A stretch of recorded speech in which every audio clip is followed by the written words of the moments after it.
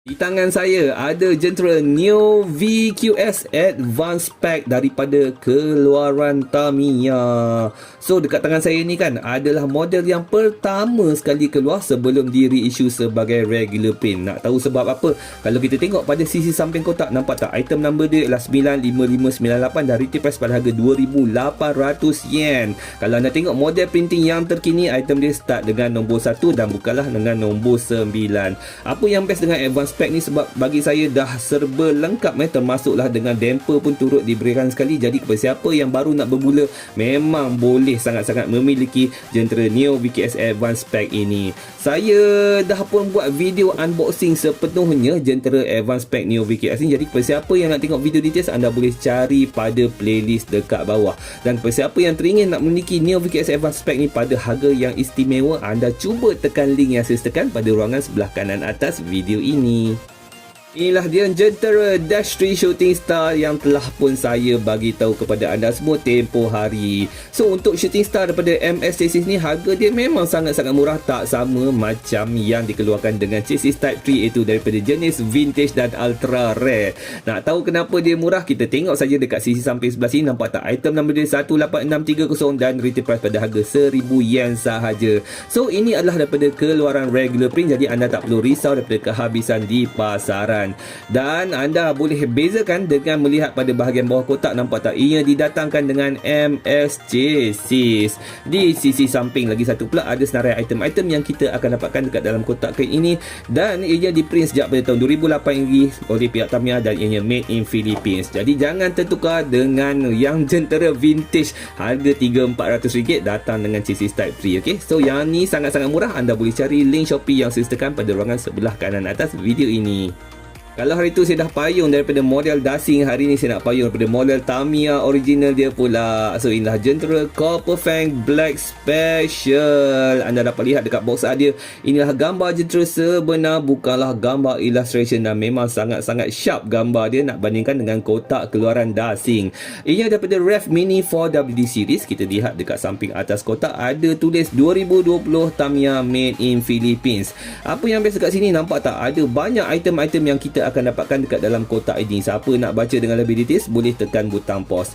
Di sisi samping tepi macam biasa ada gambar jentera, ada nama dia dan juga ada item number 95589 dan retail price pada harga 1200 yen. Macam biasa, yang mana item 9 ialah item yang limited edition. Dekat sebelah bawah pula ada gambar. Ini dia gambar Copper Fang yang regular print warna oren, dan ada gambar FMA chassis warna hitam hijau. Memang sangat-sangat menarik, guys. Okey, bagi siapa yang teringin dapatkan model ini, anda boleh cari link Shopee yang saya sertakan pada ruangan sebelah kanan atas video ini. Tangan saya ada jentera Aero Manta Ray daripada keluaran original Tamiya. Nampak tak dekat box art dia? Kali ni kita tak dapat gambar sebenar, kita cuma dapat gambar illustration saja. Walau bagaimanapun itu tak mengapa, kita tengok dulu apa yang ada dekat kotak ni. Pertama sekali kita dapat lihat ini ada kategori Ref series dan didatangkan dengan AR chassis.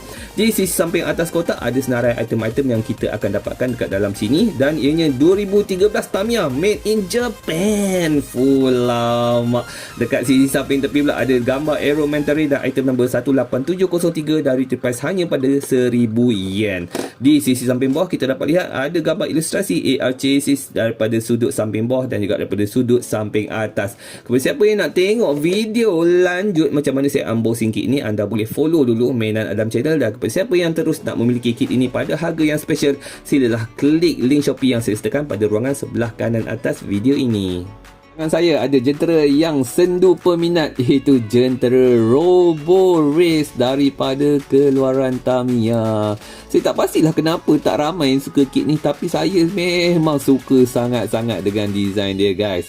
Memang diambil daripada design kereta sebenar, iaitu Robo Race Deathbot 2.0. Cumanya ia dijadikan sebagai kit mini 4WD oleh pihak Tamiya. Dekat sisi samping atas kotak ada gambar jentera sebenar sebenar dia, anda boleh tengok kan, nampak rupa jentera sebenar dia memang jauh lagi garang lah kalau bandingkan dengan yang daripada keluaran Tamiya, nampak sedikit kartunis. Dan dekat sebelah sini ada tulis tahun keluaran, itu 2020 Tamiya, made in Philippines.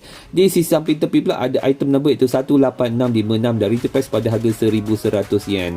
Walaupun ianya hanyalah daripada keluaran regular print sahaja, tapi memang susah nak jumpa kit ni, saya tak pasti kenapa.